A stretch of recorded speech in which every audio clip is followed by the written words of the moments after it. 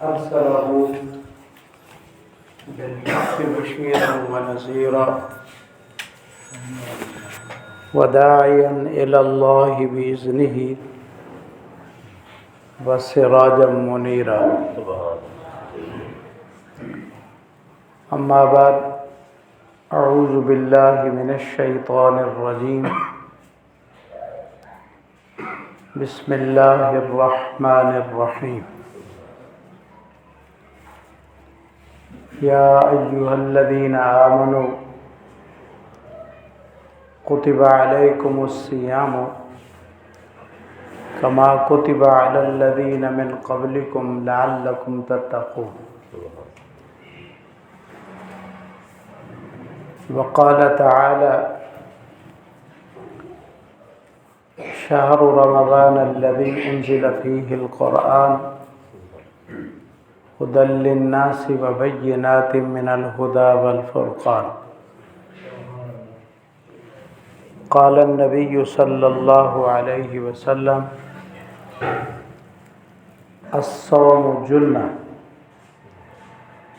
وقال النبي صلى الله عليه وسلم: من صام رمضان إيمانا واحتسابا غفر له ما تقدم من ذنبه. اللهم صل على سيدنا ومولانا محمد وعلى آل سيدنا ومولانا محمد وبارک وسلم. اللہ تعالیٰ نے ہمیں زندگی میں رجب کا مہینہ، شعبان کا مہینہ اپنی رحمت سے عطا کیا، اور اللہ کی ذات سے قوی امید ہے کہ زندگی میں ہمیں رمضان المبارک کا مہینہ بھی نصیب ہو جائے گا. اور رسول اللہ صلی اللہ علیہ وسلم کی دعا بھی ہے. آپ نے فرمایا: اللہم بارک لنا فی الرجب والشعبان وبلغنا رمضان. اے اللہ، رجب کے مہینے میں بھی برکت دے، شعبان کے مہینے میں بھی ہمیں برکت دے، اور ہمیں رمضان کے مہینے تک پہنچا دے. تو میرے آقا صلی اللہ علیہ وسلم کی دعا کی برکت سے رجب بھی نصیب ہوا، شعبان کی بھی برکت نصیب ہوئی، اور کچھ دن کے بعد اللہ کے مہمان کی زیارت بھی نصیب ہو گئی. اس موقع پر میں 5 باتیں سمجھانے کی کوشش کروں گا. آپ سب سے میری درخواست ہے کہ انتہائی متوجہ رہیں گے تو انشاءاللہ ہمارا یہ مل بیٹھنا ہمارے لیے مفید ثابت ہوگا. سب سے پہلی چیز کہ رمضان کیا ہے، یہ پہلی چیز. دوسری چیز کہ رمضان میں کیا کام کرنے کے لیے رسول اللہ صلی اللہ علیہ وسلم نے ہمیں بتایا کہ کیا کرو. تیسری چیز تراویح کیا ہے. چوتھی چیز رمضان میں ہماری کوتاہیاں کیا ہیں. اور 5ویں چیز رمضان اور قرآن کا آپس میں تعلق کیا ہے. خوب توجہ رہے. سب سے پہلی چیز کہ رمضان المبارک کا مبارک مہینہ یہ اللہ کا خاص مہینہ ہے، اللہ کا مہمان ہے. اور علماء نے لکھا ہے عقل مند وہ انسان ہے جو مہمان کے آنے سے پہلے مہمان کی آمد کا انتظار بھی کرے، تیاری بھی کرے. اور اللہ تعالیٰ نے 15 شعبان کی دن اور رات کو ہمیں رمضان المبارک کی تیاری کا ایک نمونہ بتایا کہ رات کو جاگ لو، دن کو روزہ رکھو، پھر یہ بقیہ دن انتظار میں رہو، میرا مہمان آئے گا تو دونوں کام تم کرنے ہیں، رات کو جاگنا بھی ہے اور دن کو روزہ بھی رکھنا ہے۔ رمضان المبارک اللہ کا مہمان ہے، یہ اللہ کی اس امت پر عطا ہے۔ پہلے امتوں پر بھی روزے تھے، قرآن یہی بیان کرتا ہے۔ اللہ ارشاد فرماتے ہیں کتب علیکم الصیام کما کتب علی الذین من قبلکم، تم پر بھی میں نے روزوں کو ایسے فرض کیا، گھٹ کر لو، جیسے تم سے پہلے لوگوں پر میں نے روزوں کو فرض کیا۔ اللہ قرآن میں فرماتے ہیں کما کتب علی الذین من قبلکم، تم سے پہلے لوگوں پر بھی روزے فرض تھے، اور اللہ تعالیٰ نے ہم پر بھی روزے فرض کیے ہیں، لیکن کافی فرق ہے۔ خوب میری طرف توجہ رہے۔ حضرت معاذ بن جبل رضی اللہ تعالیٰ عنہ اس حدیث کے راوی ہیں۔ تفسیر ابن کثیر کی پہلی جلد ہے، دوسرا پارہ ہے۔ حضرت معاذ بن جبل رضی اللہ تعالیٰ عنہ اس حدیث کے راوی ہیں۔ فرماتے ہیں نماز بھی 3 حالتوں میں تبدیل ہوئی اور روزے کی بھی 3 حالتیں تبدیل ہوئی، یعنی نماز میں بھی اللہ کی طرف سے 3 تبدیلیاں ہوئیں اور روزے میں بھی اللہ کی طرف سے 3 تبدیلیاں ہوئیں۔ نماز میں کیا تبدیلی ہوئی؟ پہلی تبدیلی کہ 17 مہینے تک حضور صلی اللہ علیہ وسلم بیت المقدس کی طرف منہ کر کے نماز پڑھتے رہے۔ کتنے مہینے تک؟ 17 مہینے۔ لیکن آپ کی خواہش یہ تھی، بیٹا بند کر دو موبائل بابا،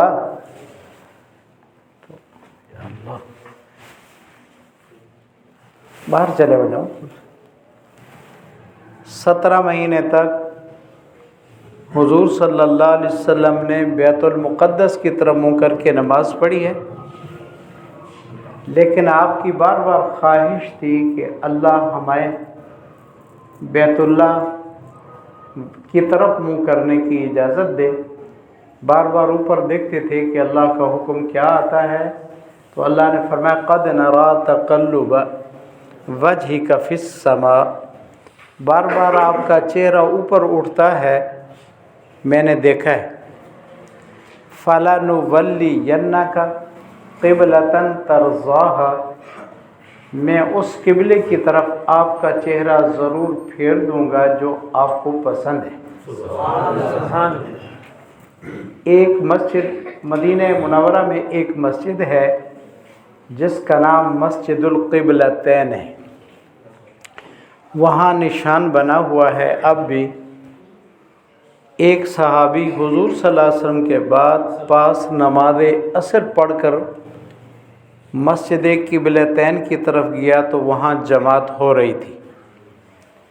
اس صحابی نے کہا کہ میں حضور صلی اللہ علیہ وسلم کے ساتھ نماز پڑھ کر آیا ہوں اور آپ نے بیت اللہ کی طرف منہ کر کے نماز پڑھی ہے۔ وہاں 2 رکعتیں پڑھ چکے تھے بیت المقدس کی طرف منہ کر کے، اور 2 رکعتیں باقی تھیں۔ جیسے صحابی نے یہ اطلاع دی تو امام اس جگہ پر تشریف لے آئے جہاں مقتدی تھے، مقتدی وہاں چلے گئے جہاں امام تھے۔ یہ 2 قبلوں کی طرف ایک ہی نماز پڑھی گئی، 2 رکعتیں ادھر، 2 بیت اللہ کی طرف۔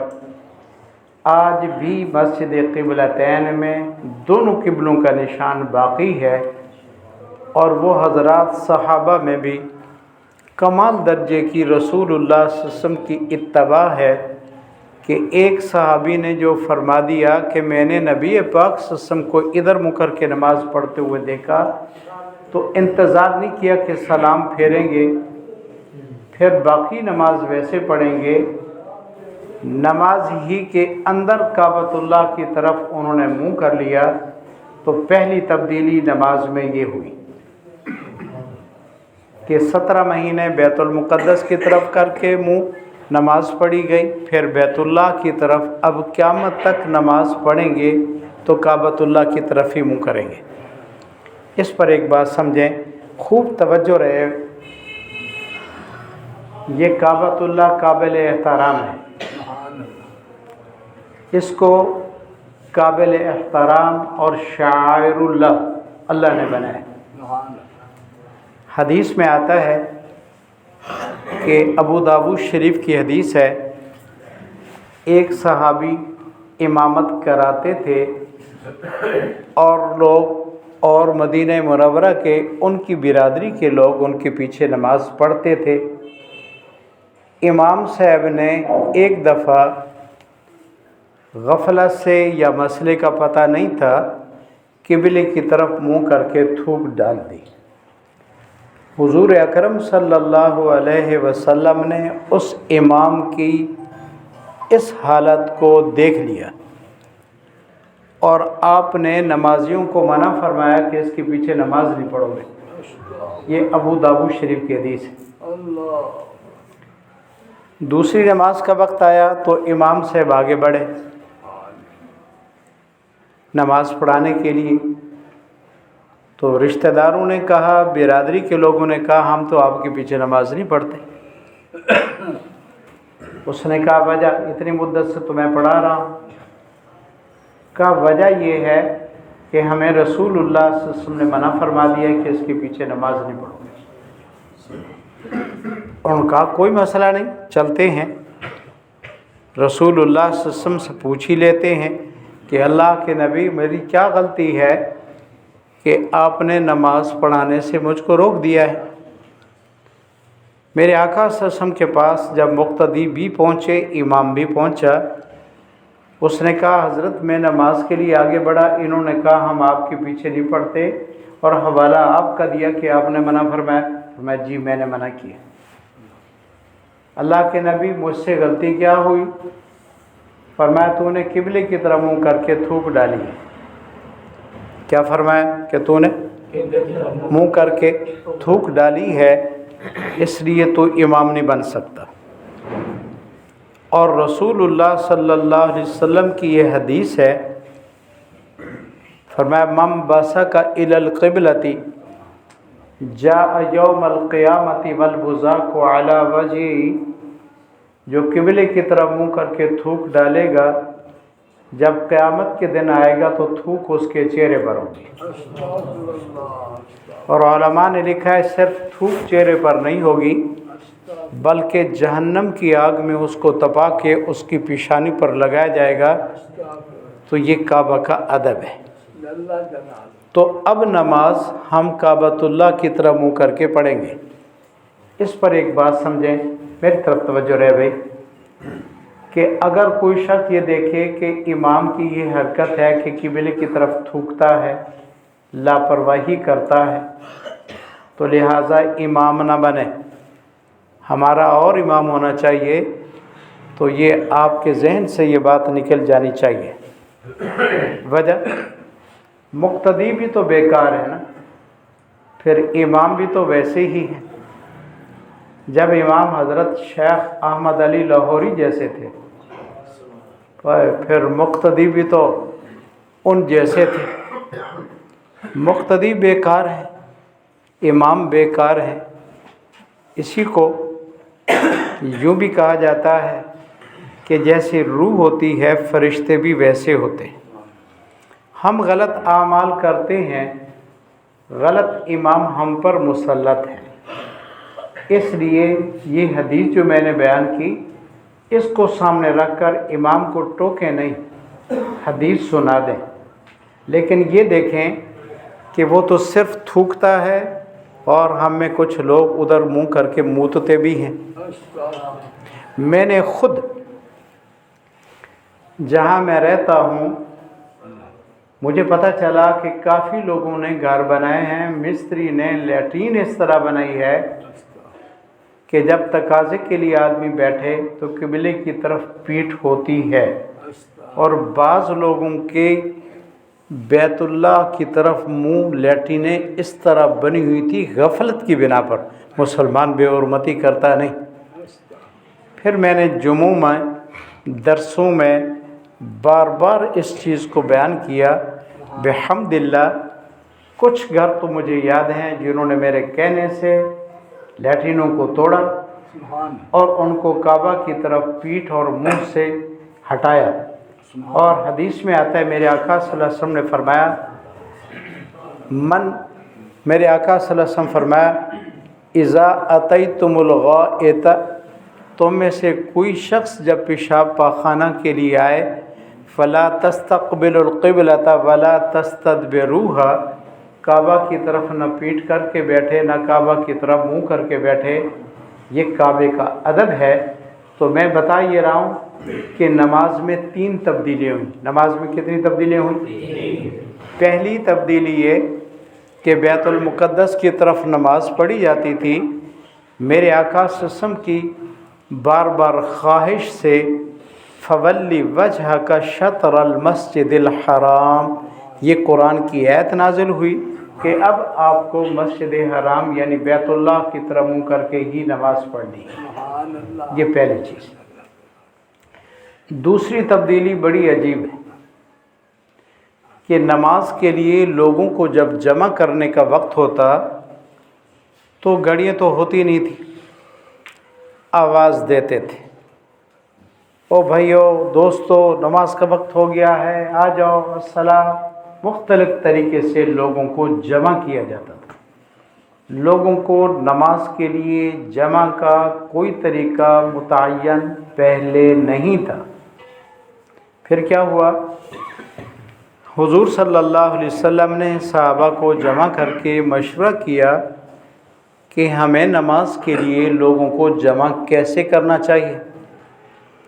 مختلف صحابہ نے رائے دی، ہر صحابی پریشان تھا کہ کیا کریں۔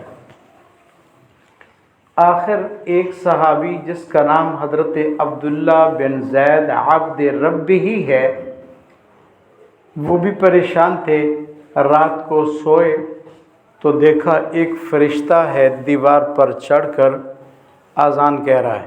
سبحان اللہ۔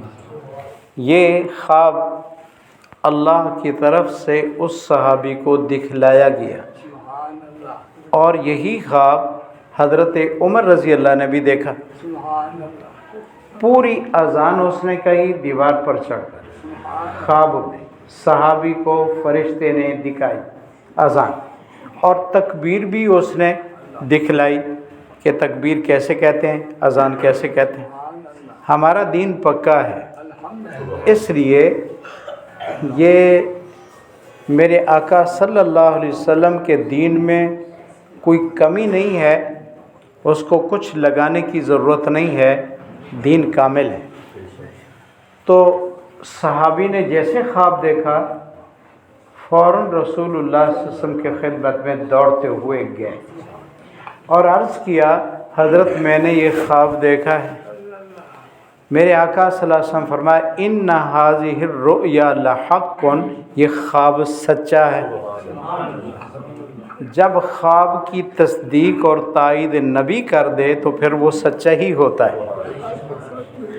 لیکن آپ نے فرمایا حضرت بلال کی آواز بڑی بلند ہے، تو نے خواب میں جو اذان سنی ہے حضرت بلال کو بتاتے جاؤ، اور حضرت بلال کی آواز بلند ہے، یہ اذان دیتے جائیں گے۔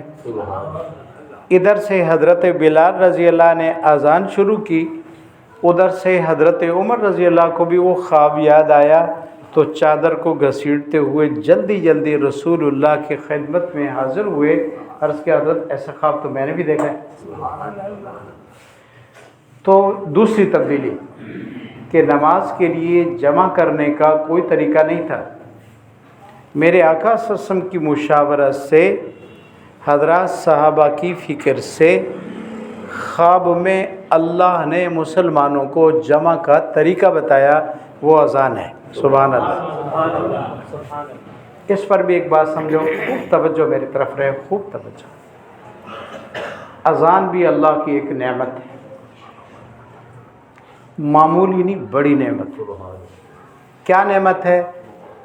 حضور اکرم صلی اللہ علیہ وسلم کی حدیث ہے کہ اللہ تعالیٰ جب کسی قوم پر عذاب بھیجنا چاہتے ہیں، تو مؤذن وہاں اذان دیتا ہے، اور اذان میں جب یہ لفظ کہتا ہے الصلاۃ خیر من النوم، اللہ کا غصہ ٹھنڈا ہو جاتا ہے، اور اذان کی برکت سے اس بستی سے اللہ کا عذاب ٹل جاتا ہے۔ اس کو معمولی سمجھتے ہو؟ میں تھوڑا اس کو اور کھولتا ہوں۔ ایسا کوئی گناہ نہیں جو پہلی امتوں میں تھے اور ہم میں نہ ہوں، سب ہیں، بلکہ ان سے بھی زیادہ ہے۔ لیکن میٹھی نیند بھی سوتے ہیں، روزی بھی ملتی ہے، اولاد کی نعمت بھی ملتی ہے، سوتے بھی ہیں، جاگ بھی جاتے ہیں، کاروبار بھی ہے، تو وجہ کیا ہے؟ وجہ صرف یہ ہے کہ کچھ ایسے کام دنیا میں ہوتے ہیں جن کی برکت سے اللہ کا عذاب ٹلتا ہے، ان کاموں میں ایک اذان بھی ہے۔ سبحان اللہ۔ حضرت علی کہہ دو رضی اللہ تعالیٰ، خوب سمجھو، یاد کرو۔ کافی محنت ہوتی ہے، تیاری ہوتی ہے، اور میں سخت بخار کے ہونے کے باوجود بھی کوشش کی کہ پہنچوں میں، رمضان قریب ہے۔ یہ سب اپنی آخرت کے بھلے ہونے کے بہانے ہیں۔ آپ تشریف لائے، آپ کا احسان ہے۔ اذان حضرت علی کہہ دو رضی اللہ عنہ، ان سے پوچھا گیا کہ حضرت آپ کو کسی بات کا غم ہے؟ غم؟ فرمایا جی غم ہے۔ کہا حضرت اتنے بڑے صحابی، رسول اللہ کے داماد، حسنین کے ابو، آپ کو غم؟ فرمایا جی۔ کہا کیا غم ہے؟ کہا غم یہ ہے کہ جب رسول اللہ صلی اللہ علیہ وسلم کا وصال ہوا، دنیا سے جانے لگے، تو میرے بچے حسنین کریمین چھوٹے تھے، نابالغ تھے۔ میں رسول اللہ صلی اللہ علیہ وسلم سے منت کر کے ان کو کسی مسجد کا مؤذن نہیں بنا سکا۔ اللہ، کاش میرے بیٹے بڑے ہوتے، کاش میرے بیٹے بڑے ہوتے، میں رسول اللہ صلی اللہ علیہ وسلم کو سفارش کر کے اپنے بیٹوں کو میرے آقا صلی اللہ، حضرت یہ بس تشریف گنا ممبر تھے، کاش کہ میں ادھر تشریف گنا اپنے بیٹوں کی حضور صلی اللہ علیہ وسلم کو منت کر کے، توجہ بھی میری طرف توجہ، میں اپنے بیٹوں کی منت کر کے کسی مسجد کا میں مؤذن بنوا دیتا، لیکن میرے بچے چھوٹے تھے اور اللہ کے نبی دنیا سے تشریف لے گئے، یہ حسرت میرے دل میں رہی اور اب بھی میرے دل میں باقی۔ اللہ، اس کو معمولی سمجھتے ہیں ہم اذان کو، یہ ملا ہے، یہ بانگا ہے، یہ فلانا ہے، کیا کرتے ہو؟ جس کی برکت سے پوری بستی سے اللہ کا عذاب ٹلتا ہے، اس کی شان کوئی کم ہے؟ ایک حدیث اور، توجہ میری طرف۔ حضرت عمر رضی اللہ امیر المومنین تھے، آپ کے نام سے شیطان ڈرتا تھا اور ڈرتا ہے اور ڈرتا رہے گا۔ آپ کو جب امیر المومنین بنایا گیا تو آپ نے کئی دفعہ یہ بات کہی، ٹھنڈا سانس بھر کر، کہ کاش، توجہ، کاش ہائے میں امیر نہ ہوتا مسلمانوں کا، میں کسی مسجد کا مؤذن ہوتا، میں اذان دیتا، لوگوں کو اللہ کی طرف بلاتا، کاش میرے اوپر مسلمانوں کی امیر ہونے کا میرے کندھوں پہ بوجھ نہ ہوتا، یہ بات اکثر افسوس سے فرماتے تھے۔ یعنی کیا معنی؟ اگر مجھے امیر نہ بنایا ہوتا تو میں مسجد کا مؤذن ہوتا۔ سبحان۔ ایک حدیث عجب ہے، بہت توجہ، معمولی مت سمجھو۔ چوکیدار رات کو جاگ کر ساروں کو میٹھی نیند سلاتا ہے اور کہتا ہے خبردار، کہتا لوگوں کو خبردار ہے، اپنا جاگنا بتاتا ہے کہ میں جاگ رہا ہوں، آرام سے سو جاؤ۔ یہ قرآن پڑھانے والے، اذان دینے والے، یہ چوکیدار ہیں، اللہ کا عذاب نہیں آتا ان کی برکت سے۔ سبحان اللہ کا ہم بچ جاتے ہیں، بچ۔ عجیب حدیث نقل کر رہا ہوں۔ میرے آقا صلی اللہ علیہ وسلم نے فرمایا کہ مؤذن اذان دیتا ہے، توجہ، اس کی آواز جہاں تک جاتی ہے، چاہے درخت سنے، پہاڑ سنے، جانور سنے، زمین سنے، کوئی سبزہ یا کوئی اور چیز سنے، میرے آقا صلی اللہ علیہ وسلم فرمایا قیامت کے دن یہ گواہی دیں گے، اللہ اس نے لوگوں کو تیری طرف بلایا تھا۔ اور قرآن کہتا ہے وَمَنْ أَحْسَنُ قَوْلًا مِّمَّنْ دَعَا إِلَى اللَّهِ، اس سے بہتر کس کی بات ہے جو لوگوں کو رب کی طرف بلائے۔ مفسرین نے اور بھی معنی لکھے ہیں، ایک یہ بھی ہے جو اذان دیتا ہے لوگوں کو رب کی طرف بلاتا ہے، اللہ فرماتے ہیں اس سے اچھا کون ہو سکتا ہے۔ معمولی نہ سمجھو، توہین نہ کرو۔ آیا ہوا عذاب ان غریب لوگوں کی اذانوں کی برکت سے اللہ کی طرف سے ٹل جاتا ہے، ہم میٹھی نیند سو جاتے ہیں، یہ ان کا احسان ہے۔ دوسری تبدیلی میں بتا رہا تھا، یاد ہے بھائی؟ یاد ہے؟ روزے میں 3 تبدیلی ہیں، نماز میں 3 قسم کی تبدیلی ہے۔ دوسری تبدیلی نماز میں یہ ہوئی کہ جمع کرنے کا کوئی طریقہ نہیں تھا، پھر فرشتے نے خواب میں یہ طریقہ اذان سکھائی، میرے آقا نے تصدیق تائید فرما دی، اب قیامت تک یہی اذان ہے، وہ پیغام ہے جس میں بتایا کہ تم جہاں کہیں بھی ہو اس طرح آواز دے دو، بس مومن مسلمان جمع ہو جائیں گے، جہاں تک تیری آواز جائے گی ہر چیز تیرے ایمان کی قیامت کے دن گواہی دے گی۔ 2 فرق ہو گئے، بولو بھائی کتنے فرق ہو گئے؟ 2۔ تیسرا فرق بھی عجب ہے، نماز میں تیسرا فرق عجب اور پکی پکی باتیں بحمدللہ، ہم اہل سنت والجماعت ہیں، کچی بات نہیں کرتے، ہم نے دین پڑھا ہے، بین نہیں بجائی ساری زندگی۔ تیسرا فرق یہ ہے کہ رسول اللہ صلی اللہ علیہ وسلم نماز پڑھاتے تھے، ایک آدمی آیا بعد میں، وہ دوسرے سے پوچھتا او بھیا کتنی رکعتیں ہو گئی؟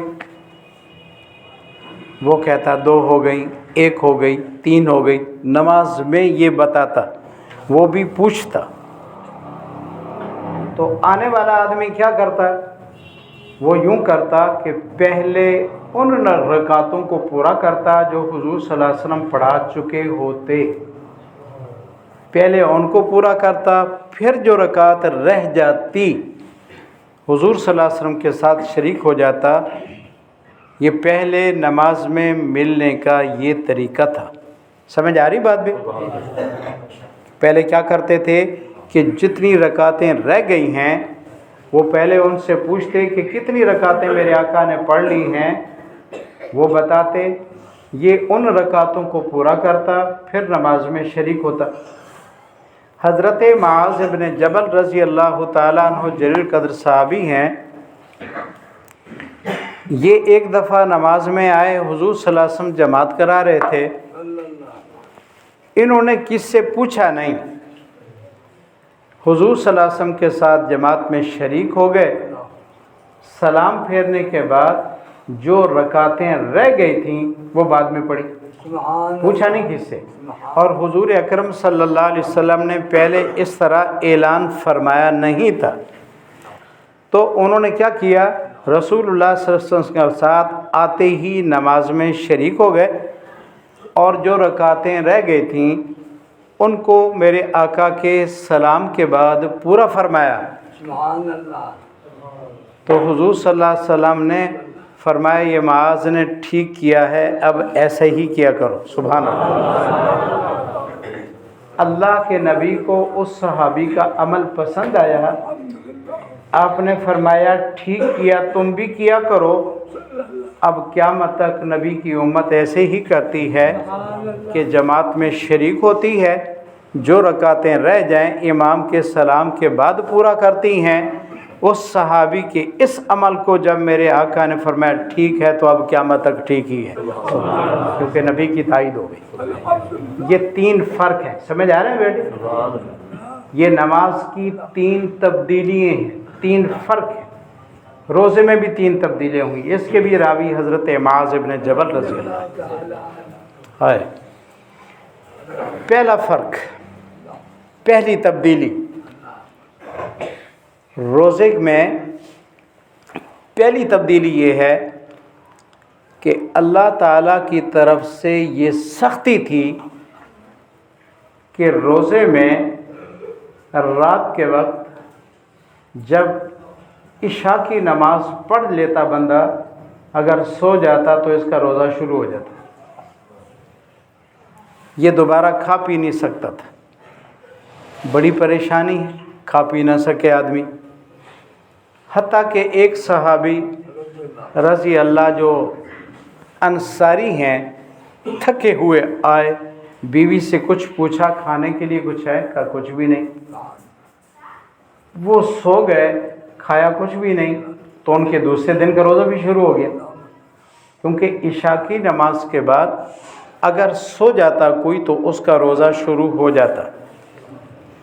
بڑی پریشانی تھی، ہائے۔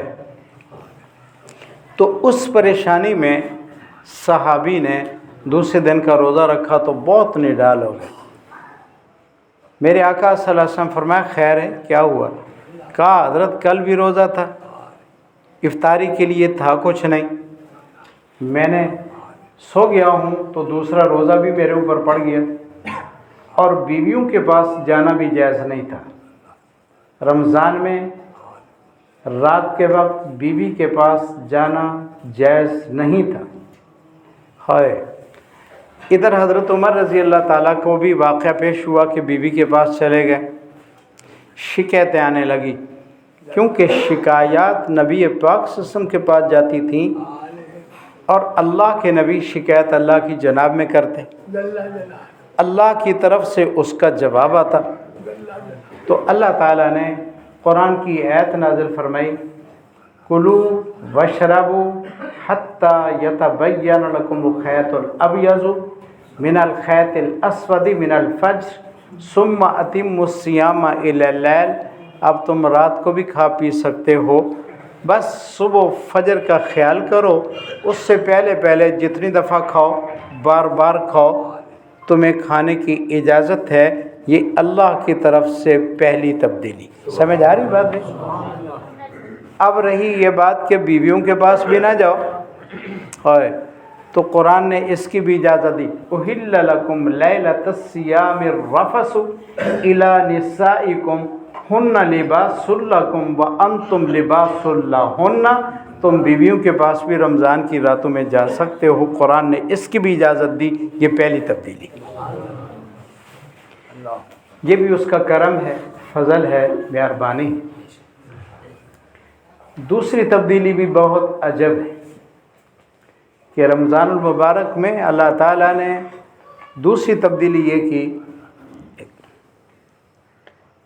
ہر مہینے میں 3 روزے تھے پہلے فرض، اور عاشورہ کا روزہ بھی فرض تھا پہلے۔ ہر مہینے میں 3 روزے فرض، اور 10 محرم کا روزہ بھی فرض۔ اللہ تعالیٰ نے آسانی فرمائی کہ رمضان المبارک کے روزے ہمیں دے دیے پورا مہینہ۔ اب نہ عاشورے کا روزہ فرض ہے، نہ ہر مہینے میں 3 روزے فرض ہیں۔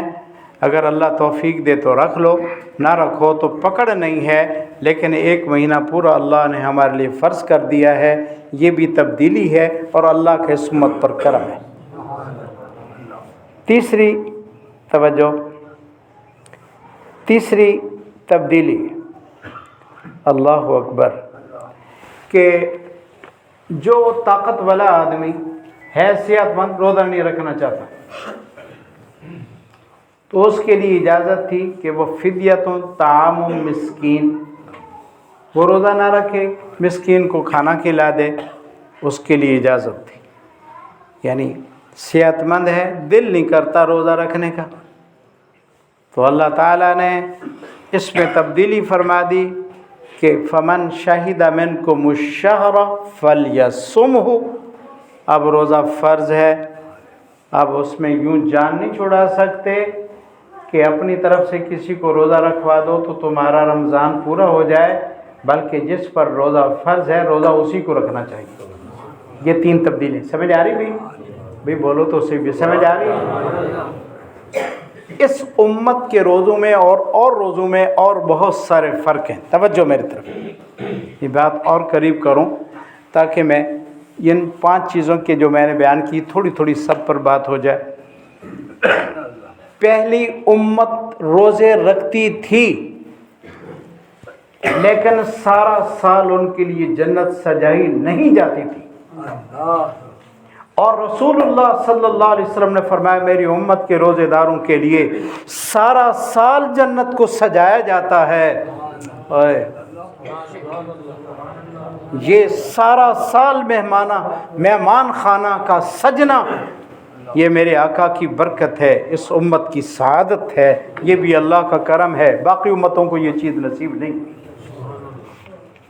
ایک اور فرق، پوری امت یعنی جتنے بھی پہلے لوگ روزہ رکھتے تھے، قرآن کہتا ہے روزہ رکھتے تھے، ہمارا ایمان ہے رکھتے تھے، لیکن توجہ میری طرف، روزانہ 60 یا 6 لاکھ انسانوں کی مغفرت کا اعلان نہیں ہوتا تھا، نہیں ہوتا تھا، اور رسول اللہ صلی اللہ علیہ وسلم نے فرمایا میری امت کے روزے دار جب روزہ کھولتے ہیں تو 6 لاکھ انسانوں کی روزانہ روزے کے وقت اللہ بخشش کا اعلان کرتے ہیں۔ یہ فرق ہے ان کے روزوں میں اور ہمارے روزوں میں۔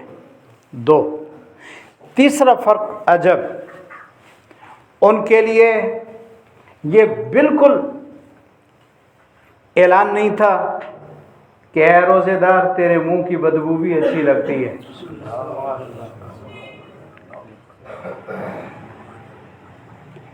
ان کے لیے حکم تھا روزہ رکھو بس، لیکن یہ کہ تم پیارے لگتے ہو، تمہاری منہ کی بدبو بھی پیاری لگتی ہے، یہ بات نہیں تھی۔ لیکن ہمارے لیے، آپ کے لیے، نبی کی امتی جو ہو گئے، بڑی کرم نوازی ہو گئی، اعلان کر دیا میرے اللہ نے، بتا دیا ہمیں رسول اللہ نے، کیا فرمایا لخلوف فم الصائم اطیب عند اللہ من ریح المسک، روزے دار کی منہ کی بدبو اللہ کو کستوری سے بھی زیادہ پیاری لگتی ہے۔ علماء نے عجب اس میں ایک نکتہ لکھا ہے، فرمایا جب روزے دار کی منہ کی بدبو اللہ کو کستوری سے زیادہ پسند ہے تو خود روزہ رکھنے والا اللہ کو کتنا پیارا ہوگا۔ یہ برکت ہے اس کی۔ اہمیت نہیں ہے ہمارے ہاں کہ رمضان کیا ہے، دل کیا تو رکھ لیا، نہیں تو نہیں۔ ایک اور سعادت، توجہ میری طرف، پچھلی امتوں کے لیے یہ کوئی مسئلہ نہیں تھا کہ تم کسی کا روزہ کھلواؤ اور تمہیں اس کے روزے کا پورا ثواب ملے، نہیں تھا، جو رکھے گا اس کو ثواب ملے گا۔ لیکن میں صدقے آقا دو عالم صلی اللہ علیہ وسلم کی عظمت پر، شان پر، نبوت اور رسالت پر، اللہ کی کرم نوازی پر میرے آقا نے کھلم کھلا اعلان فرمایا جو شخص کسی کا روزہ کھلوا دے گا، اگر اس کو کچھ بھی نہیں ملتا، 1 گھونٹ پانی کا ملا، اس سے اس نے اس کا روزہ کھلوایا، 1 لسی کا گھونٹ پلایا، اس سے اس نے اس کا روزہ کھلوایا، اور खजूर का एक दाना खिलाया और इससे इसने रोजेदार का रोज़ा खुलवाया। मेरे आका ने फरमाया जैसे रोजेदार को पूरा रोजे का सवाब मिलेगा, जिसने एक घूंट पानी पिलाकर रोज़ा खुलवाया, इसको भी उसके रोजे का पूरा सवाब मिलेगा। ये और उम्मतों में नहीं था, ये भी इस उम्मत में। कदर करो, कदर। एक और बात, अगर कोई रोजेदार को पेट भर कर खिला दे, ये तो मैंने कहा एक लस्सी का घूंट पिला दे, एक खजूर का दाना खिला दे और एक पानी का घूंट पिला दे, लेकिन अगर पेट भर कर खिलाए तो मेरे आका ने फरमाया जन्नत में मैं वादा करता हूँ अल्लाह इसको जन्नत के दस्तरखान पर खाना खिलाएगा।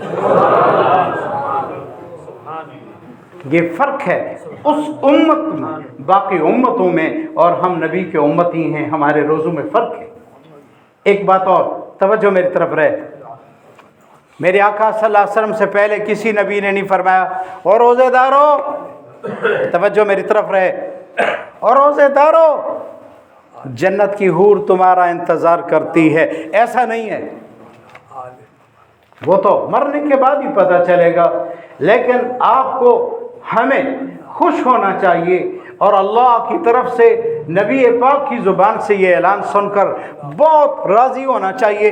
फरमाया पूरा रमज़ान का महीना वो जन्नत की हूरें कहती हैं अल्लाह इन मेहमानों को भेजो ना हमारे पास, हम इनका इस्तकबाल करते हैं, ऐ अल्लाह मेरे लिए इनको भेज, ये मुझसे राज़ी हो जाएं, मैं इनसे राज़ी हो जाऊं। फरमाया जन्नत की हूरें भी आसमानों पर रोज़ेदार के लिए अल्लाह से दुआ मांगते हैं और ये कहती हैं इनको मेरे पास भेजो। ये भी सआदत इस उम्मत को मिली है, पहले नहीं थी। एक बात और, तवज्जो मेरी तरफ, तवज्जो, खूब तवज्जो। पहली उम्मतें रोज़ा रखती थी, लेकिन ये बात बिल्कुल नहीं थी कि शैतान को जकड़ दिया जाता है।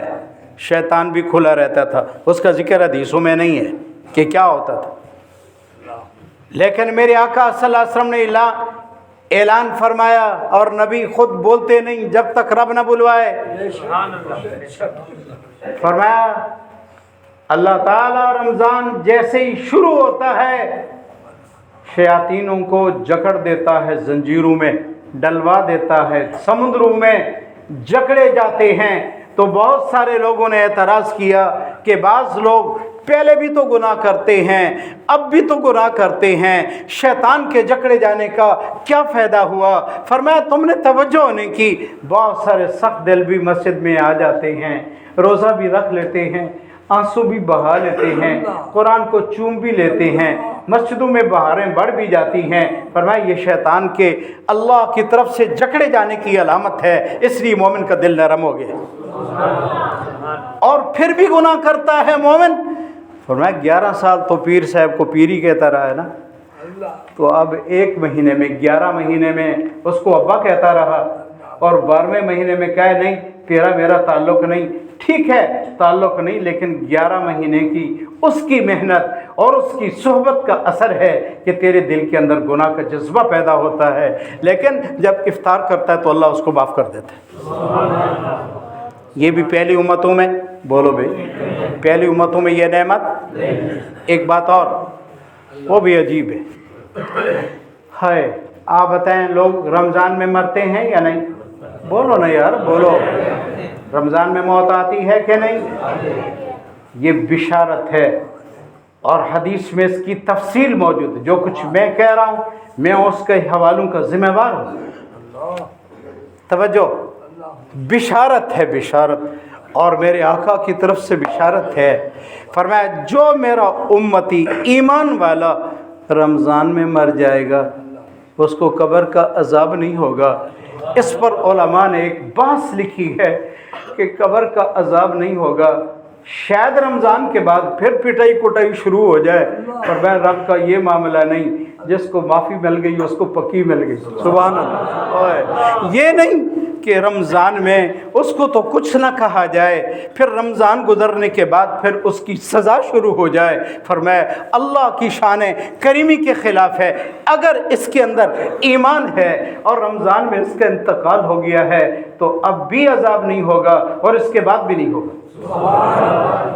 یہ نہیں ہوگا کہ آپ چھٹی پھر ماریں، لیکن یہ بھی ایک اللہ کا انعام ہے، کافر کو عذاب رمضان میں نہیں ہوتا اور تخفیف ہو جاتی ہے، رمضان کے بعد عذاب ہوتا ہے۔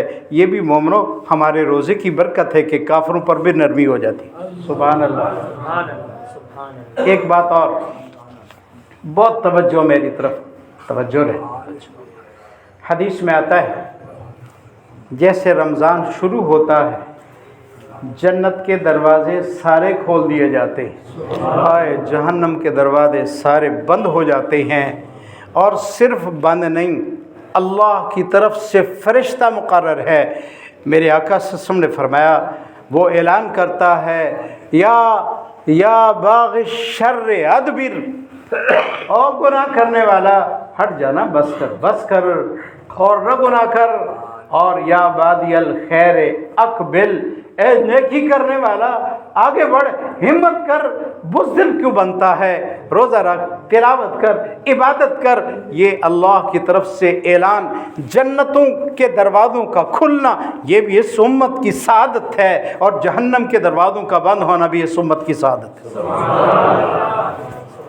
ایک بات اور، بہت توجہ میری طرف، اہمیت دل میں ہو پھر روزہ رکھنا کوئی مشکل نہیں، لیکن ہمارے دلوں میں اہمیت نہیں ہے، بس رکھا ہے تو ٹھیک ہے، نہیں تو ختم۔ اہمیت،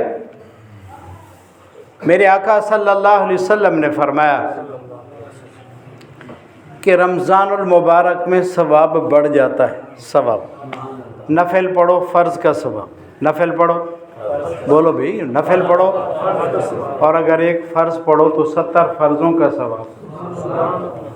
عقل تو یہی کہتی ہے نا، ایک نیکی کی ایک ملے، ایک گناہ کیا ایک تھپڑ لگے، لیکن یہ اللہ کا کرم کہ گناہ ہو گیا تو اس میں بھی رعایت، اور اگر نیکی کی تو 1 پر 70، اور فرض پڑے تو کئی فرضوں کا برابر اجر۔ یہ بھی اس امت کی سعادت ہے۔ تو پہلی چیز میں نے بتایا کہ رمضان کیا ہے، میں نے کیا پر تھوڑی سی باتیں کی ہیں، اللہ قدر کی توفیق دے، آمین۔ دوسری چیز، رمضان میں کیا مانگیں، کیا کریں؟ لمبی حدیث ہے، سلمان فارسی رضی اللہ راوی ہیں، رسول اللہ صلی اللہ علیہ وسلم نے 4 کام بتائے ہیں، اس میں ایک یہ بھی بتایا، فرمایا اللہ سے جہنم سے پناہ مانگو کہ اللہ میں کمزور ہوں، جہنم میں جانے کے قابل نہیں۔ اس پر ایک واقعہ سنا دیں، جگہ دیں، اور آپ کو بات سمجھ آئے کہ جہنم کی آگ کیا ہے۔ حضرت امام محمد رحمہ اللہ تعالیٰ، یہ فقہ حنفی کے بڑے امام ہیں، ایک دن سبق پڑھنے کے لیے گئے استاد کے پاس، تو انہوں نے دیکھا اس کی 5 انگلیوں پر پٹی باندھی ہوئی ہے۔ استاد نے پوچھا، بیٹا کل تو تیرا ہاتھ ٹھیک تھا، اب کیا ہو گیا ہے؟ وہ بتایا نہیں انہوں نے۔ فرمایا بتاؤ نا کیا بات ہے، کیا ہوا؟ پھر نہیں بتایا، پھر ناراضگی کا اظہار کیا استاد جی نے۔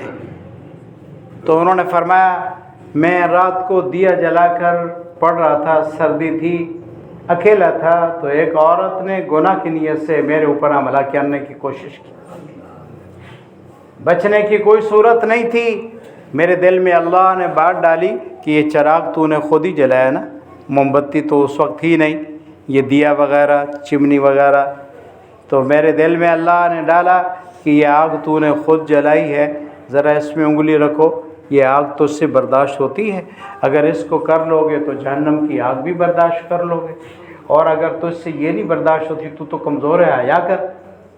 کہتے ہیں میں نے انگلی رکھی، جب میری انگلی جلنے لگی تو میری چیخ نکلی، میں نے کہا کمزور تو اتنا ہے، خود ہی آگ جلا کر تو اس سے بچ نہیں سکتا، برداشت نہیں کر سکا، اور وہ جہنم کی آگ جس کو اللہ نے عدت للکافرین، کافروں کے لیے بنائی، اور میرے آقا صلی اللہ علیہ وسلم فرمایا اس آگ سے 69 گنا زیادہ گرم ہے، تو کمزور اتنا ہے، جو 69 گنا زیادہ ہے اس کو کیسے برداشت کرے؟ اور ایک حدیث تفسیر ابن کثیر میں ہے، فرمایا اللہ نے آگ بنانے کے بعد 3 دفعہ اس کو پانی میں ٹھنڈا کر کے مخلوق کو دیا ہے کہ اس کو استعمال کرو، اگر ٹھنڈا نہ کرتا اللہ تو قیامت تک اس آگ سے لوگ فائدہ بھی نہ اٹھا سکتے۔ تو فرماتے ہیں پھر دوسری دفعہ عورت آ گئی، پھر میں نے انگلی رکھی، 5 انگلیاں اس طرح جلائیں اور پٹیاں باندھیں، بحمداللہ میری انگلیاں تو جل گئیں لیکن میں گناہ سے بچ گیا ہوں، اس لیے میں نے پٹی باندھی۔ تو میرے آقا صلی اللہ علیہ وسلم نے کیا فرمایا کہ رمضان میں کیا کام کرو؟ 4 کام۔ ایک تو فرمایا لا الہ الا اللہ زیادہ پڑھو، دوسرا استغفار کرو، استغفار یہ بھی نہیں ہے استغفار یا پیر استاد ناک پر ہاتھ پھیرائے، پاکستانی دا ناک کے جلدی نہیں ڈالا، انگلی پھیرن ڈال نہیں چاہتا کچھ، اور بعض لوگ دائیں ہاتھ سے الٹا کان، الٹے ہاتھ سے دائیں کان پکڑتے ہیں، یا پیر استاد یا بھی مرشد، اللہ کا نام لیتے ہیں توبہ میری اللہ، یہ توبہ کا طریقہ نہیں ہے، نہ ہی اسلام نے ہمیں سکھایا ہے۔ فرمایا استغفار کرو، سچے دل سے کرو۔ میں انشاءاللہ کسی موقع پر استغفار کا طریقہ بھی سمجھاؤں گا، انشاءاللہ حضرات علماء موجود ہیں بتائیں گے آپ کو۔ اور تیسری چیز فرمایا اللہ سے جنت کا سوال کرو، جنت کا کیا کرو؟ سوال کرو۔ یہ بھی قرآن کا حکم ہے کہ جنت مانگو، جی یہ کوئی بزرگی نہیں، یہ کوئی شریعت کا حکم نہیں کہ اللہ سے جنت نہ مانگو۔ نسأل اللہ الجنت ونعوذ بک من النار، رسول اللہ صلی اللہ علیہ وسلم کی دعائیں ہیں، اللہ ہم تجھ سے جہنم کی آگ سے پناہ مانگتے ہیں، جنت کا تجھ سے سوال کرتے ہیں۔ امت کو بھی یہی بتایا کہ تم جنت مانگو اور جہنم سے پناہ مانگو۔ یہ 4 کام زیادہ کرنے۔ رمضان اور قرآن کا گہرا تعلق ہے، رمضان اور قرآن کا کیا ہے؟ گہرا تعلق۔ قرآن کی تلاوت زیادہ کرو۔ مولانا شیخ زکریا سہارنپوری رحمہ اللہ نے لکھا ہے کہ مولانا الیاس رحمۃ اللہ علیہ کی والدہ ایک قرآن پورا اور 10 پارے اور رمضان میں روزانہ پڑھتی تھی اور کام بھی سارے کرتی تھی۔ اس وقت بھی ایسے لوگ موجود ہیں جن میں سے کچھ کو میں نے بھی دیکھا ہے جو ایک رات میں رمضان میں پورا قرآن پڑھتے ہیں، روزانہ ختم۔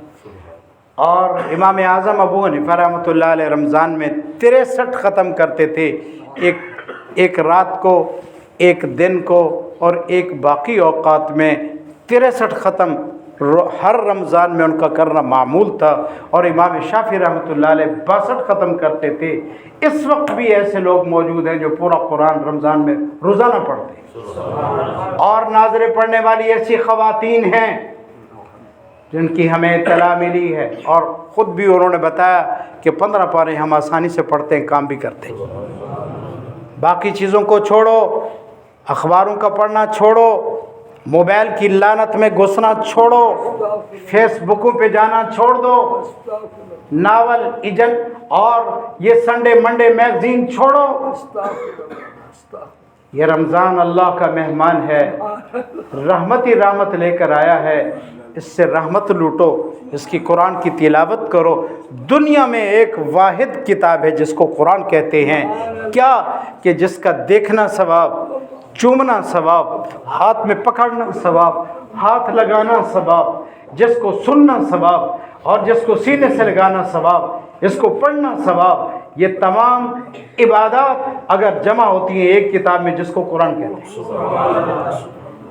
ایک علامہ جلال الدین سیوطی کی کتاب ہے شرح الصدور فی احوال الموتى والقبور، اس نے 3 حدیثیں نقل کی ہیں، اس میں ایک حدیث یہ بھی ہے کہ جب کوئی ناظر قرآن پڑھنے والا انسان فوت ہوتا ہے، قبر میں جاتا ہے، اللہ کو پسند ہے یہ عمل کہ میرے کلام کی تلاوت ہو، تو قبر میں اس کو قرآن دیا جاتا ہے کہ اس کو دیکھتے رہو، میری تلاوت کرتے رہو۔ لیکن وہ قبر کا معاملہ اس جان میں نہیں سمجھ میں آتا۔ ہم سب ماں کے پیٹ میں رہے، بتاؤ کیا کھاتے تھے، پیشاب کیسے کرتے تھے، پاخانہ کیسے کرتے تھے، سانس کیسے لیتے تھے، اس جہان میں ماں کی پیٹ کی بات سمجھ میں نہیں آتی، لیکن ہم آ گئے ہیں یہاں۔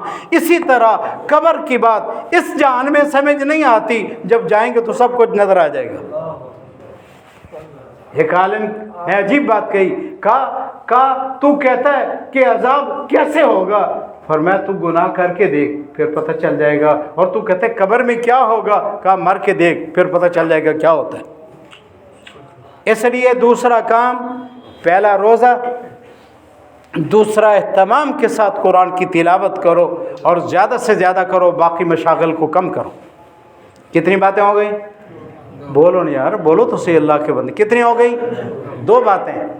तीसरी बात, तरावी पढ़ो। इस पर मैं तफसील नहीं, एक बात नकल करता हूँ। हज़रत मौलाना मोहम्मद खैर मोहम्मद जालिंदरी कह दो रहमतुल्लाह अलैह, 35 साल के बाद उनकी कब्र से खुशबू आई। मैं खुद भी गया हूँ। ये कहावतें नहीं हैं, एक मुस्तकिल उन्वान है। मैं ज़िंदा रहा तो बयान करूँगा, जिसमें से कितने उलमा को मैंने देखा है, मुसाफा किया है, उनकी मजलिसों में बैठा हूँ, उनके वफ़ात के बाद उनकी कब्रों से खुशबू आई। ये अल्लाह के राज़ी होने की निशानी है। मौलाना खैर मोहम्मद जालिंदरी रहमतुल्लाह अलैह की कब्र मुबारक से 35 साल के बाद खुशबू आई। लाखों लोग गए उधर। उन्होंने किताब लिखी है खैरुल मसाबी फ़ी आदद रक़ात तरावी। उन्होंने उसमें और दलाल के साथ साथ ये साबित किया है कि 1400 सदियों में, हर सदी में हर मुसलमान की मस्जिद में तरावी 20 रकात ही होती थी। ये भी एक बिदअत है कि 8 तरावी है, झूठ है, तहमत है। और मैं आपसे पूछता हूँ, हुज़ूर सल्लल्लाहु अलैहि वसल्लम ने क्या दुआ फरमाई थी? अल्लाहुम्मा अइज़्ज़िल इस्लाम बिउमर अल ख़त्ताब और बिअमर बिन हिशाम। ए अल्लाह, इस्लाम को इज़्ज़त देना चाहता है तो उमर दे। तो हज़रत उमर के आने से इस्लाम को इज़्ज़त मिली कि नहीं? मिली है ना? उनके हुक्म से 20 रकात तरावी शुरू हुई। अम्मा आयशा का हुजरा साथ था, मस्जिद नबी के करीब था। अम्मा ने नहीं टोका कि नबी तो 8 पढ़ते थे, तू 20 क्यों पढ़ता है? किसी सहाबी ने नहीं टोका। 1400 साल से उम्मत इस पर मुत्तफिक है, इसलिए तरावी 20 है, 8 नहीं है। एहतियात करो, नबी पर भी तोहमत न बांधो, नबी के सहाबा पर भी बोहतान न बांधो, वरना क़यामत के दिन इसका भी जवाब देना होगा। और ये कितनी 3 बातें होंगी? तरावी 20 रकात है, पढ़ेंगे ना इंशाअल्लाह। रमज़ान में हम बहुत गुनाह करते हैं, उनमें 1-2 गुनाह ये भी हैं, इसमें भी एहतियात करो। एक गुनाह ये है इफ्तार पार्टी का अज़ाब। मस्जिद की जमात छूट गई, घरों में जमात करते हैं, सिर्फ नाम रखने के लिए, ज़कात नहीं देता, खैरात नहीं करता, फितराना नहीं देता, मुस्तहिक दरवाजे पर खैरात लेने के लिए आए उसको नाराज़ होकर भगा देता है। लेकिन इफ्तार पार्टी में इतना खर्चा करता है और सेठों को बुलाता है। मेरे आका सल्लल्लाहु अलैहि वसल्लम फरमाया, बदतरीन वो दावत है जिसमें मिस्कीनों को भगा दिया जाए और मालदारों को करीब किया जाए। इसलिए रमज़ान में इस तरह की हरकतें छोड़ो। दावतें खैरातें लोग मुस्तहिक हैं। मैं आज सफ़र में कई जगहों पर गया हूँ, मैं देखकर रोना आता है कि सुबह की नमाज से पहले लोग दुकानों पे खड़े हैं, पर्दे वाली औरतें खड़ी हैं, बच्चे खड़े हैं, बूढ़े खड़े हैं, आटे के लिए खड़े हैं। अंधे हमें नहीं नजर आते ये मुस्तहिक हैं। तू पिजारो गाड़ी में बुलाता है कि मेरे पास इफ्तार पार्टी करो। ये दीन का मजाक नहीं तो मजाक किसको कहते हैं? ये नहीं नजर आते इंसान कि खाने के लिए पीने के लिए तंग हैं और तू दावतें करता है और कट्टे जिबे करता है। इसलिए इफ्तार पार्टी को उलमा ने लिखा है, इसमें दिखलावा है और इसमें अल्लाह के हुक्म को तोड़ा जाता है। नमाज मस्जिद की छोड़ दी जाती है, जमात से लोगों को महरूम कर दिया जाता है और शोहरत मकसूद है, अल्लाह की रज़ा मकसूद होती। ये घरों में ये चीज़ें छोड़ाता पहुँचाता, इसको क्या ज़रूरत है अपने पास इकट्ठा करने के लिए? हज़रत इमाम आज़म अबू हनीफ़ा कहद रहमतुल्लाह। मैं बात और समेटता हूँ और बात को ख़त्म करता हूँ, मेरी तरफ तवज्जो रहे। आपके दौर में ये कूफे में रहते थे। कहाँ रहते थे? मैं आपको ये तरीका समझा रहा हूँ खैरातें कैसे करो। मस्जिद में 10 रुपया दिए, कहो मैं हमारे पास एक जमात आई, वो कहने लगे अजीब बात है यहाँ। मैंने कहा क्या हुआ? कहता है वो मस्जिद में मौलवी साहब चंदे का ऐलान कर रहा था, तो एक आदमी ने 10 रुपया दिए, तो मौलवी साहब नाम लेकर कहता है फलाना फलाने का बेटा फलानी कौम का 10 रुपया दिए, जज़ाकल्लाह माशाल्लाह। कहता है हम भी उस मस्जिद में थे, एक आदमी ने 10 रुपया दिए, आज से कुछ साल पहले की बात है। انہوں نے صرف لڑکے کا نام لیا کہ فلاں نے پیسے دیے، تو وہ بھاگتا ہوا آیا، مولوی صاحب سے پیسے چھین لیے۔ کہتے ہیں نہ تو نے قوم بتائی، نہ یہ کہا کہ چودھری فلانے کا چودھری بیٹا اس نے 10 روپے دیے، کہتے وہ چھین کر لے گیا۔ کہتے یہاں ایسا کرتے، یہ شہرت ہے، اللہ کی رضا تھوڑی۔ امام اعظم ابو حنیفہ رحمہ اللہ نے ایک عورت کو تنخواہ پر مقرر کیا اس بات پر کہ میرے شہر کوفہ میں جاؤ، ہر گھر میں جاؤ اور وہاں جا کر تفصیل لکھ کر آؤ کہ میرے شہر میں لنگڑے کتنے ہیں، معذور کتنے ہیں، یتیم کتنے ہیں، بیوہ کتنی ہیں، اور یتیم کتنے ہیں، بیمار کتنے ہیں، بہت لاغر جو کما نہیں سکتے وہ کتنے ہیں۔ اس کو مہینے کی تنخواہ دیتے تھے، اور اس عورت نے پورے شہر کا چکر لگایا، ہر ایک کا نام لکھا، قد لکھا، اور اس کی لسٹ بنائی، گھر لکھا، محلہ لکھا، قوم لکھی، 300 آدمیوں کو اس نے پورا منتخب کر کے امام صاحب کے پاس لسٹ پیش کی۔ تو امام ابو حنیفہ رحمۃ اللہ علیہ عید سے پہلے ان سب کے اس سائز کے کپڑے سلواتے تھے۔ گھر میں 7 آدمی ہیں، مرد بھی عورتیں بھی، ان کے کپڑے سلواتے تھے، اس میں خرچی رکھتے تھے، عید کی کھانے کی چیزیں رکھتے تھے، اور جب عید کی رات ہوتی تو آپ 7 خاص بندوں کو لیتے اور گٹھڑی باندھ کر گھروں میں ڈال دیتے۔ صبح لوگ اٹھتے کہ اماں گھر میں گٹھڑی پڑی ہے، کھولو، کھولا تو اس میں رخسانہ کا نام کا بھی سوٹ ہے، ماں کا نام بھی ہے، مریم کا سوٹ بھی ہے، فلانے کا بھی ہے، اور ہمارے منع کا بھی سوٹ ہے، اور عیدی کی خرچی بھی ہے، ڈالا کس نے پتہ ہی نہیں ہے۔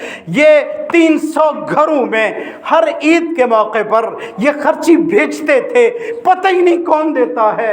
جب امام اعظم ابو حنیفہ رحمہ اللہ کا انتقال ہوا تو عید بھی آئی، ایک غریب نے کہا یار میرے پاس کچھ بھی نہیں آیا، دوسرے نے کہا میرے پاس بھی خرچہ آتا تھا، کپڑے آتے تھے نہیں آیا، تیسرے نے بھی کہا، اس طرح غریب غریب کو ملتے رہے۔ تحقیق کی تو 300 گھرانے ایسے نکلے، کہا یہ تحقیق کرو خرچہ بند کب سے ہوا، تو سب نے اتفاق کیا کہ جب سے امام اعظم ابو حنیفہ کا انتقال ہوا ہے ہمارے 300 گھرانوں کا خرچہ بند ہو گیا ہے۔ یہ دینے کا طریقہ ہے۔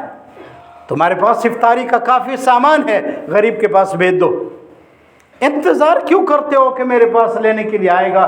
تو افطار پارٹی ایک فتنہ ہے، سختی سے علماء اور مفتیان کرام منع کرتے ہیں، تم صدقہ کرو، زکاتیں دو، اللہ کے نام پر اور طریقے استعمال کرو، ایسی حرکتیں مت کرو۔ احتیاط کرو گے انشاءاللہ۔ اور آخری لفظ کہتا ہوں، اسی پہ میں بات کو سمیٹتا ہوں، اللہ مجھے بھی آپ کو بھی اس کے قدر کی توفیق دے۔ اہتمام کے ساتھ رمضان کا چاند دیکھو، یہ بھی حدیث سے ثابت ہے، اہتمام کے ساتھ۔ کیا وجہ ہے؟ عید کا چاند سب دیکھتے ہیں اور رمضان کا چاند دیکھنے کے لیے تکلیف ہوتی ہے، یہ کیا ہے؟ کہ ایمان کی کمزوری نہیں تو کیا؟ اہتمام سے چاند دیکھو اور یہ دعا پڑھو، اللہم احلہ علینا بالامن یا بالیمن والایمان والسلامت والاسلام۔ اور حدیث میں ہے، میرے آقا صلی اللہ علیہ وسلم فرمایا، جس کا رمضان اچھا گزر گیا، ہائے سارا سال اس کی برکات سے سارا سال ہی اچھا گزرے گا۔ اور امام مالک رحمۃ اللہ علیہ کا فتویٰ ہے، یہ فتاوی کا نام فتاوی رشیدیہ ہے، نہیں، فتاوی کا نام احسن الفتاوی مبوب ہے، اس میں امام مالک رحمہ اللہ کا یہ فتویٰ ہے، اور بھی کتابوں میں فرمایا جو شخص کو دیکھو کہ رمضان میں اعلانیہ کھاتا ہے پیتا ہے، حکومت وقت کی ذمہ داری ہے، اس انسان کو قتل کر دے، یہ اللہ کی زمین پر رہنے کا اس کا کوئی حق نہیں۔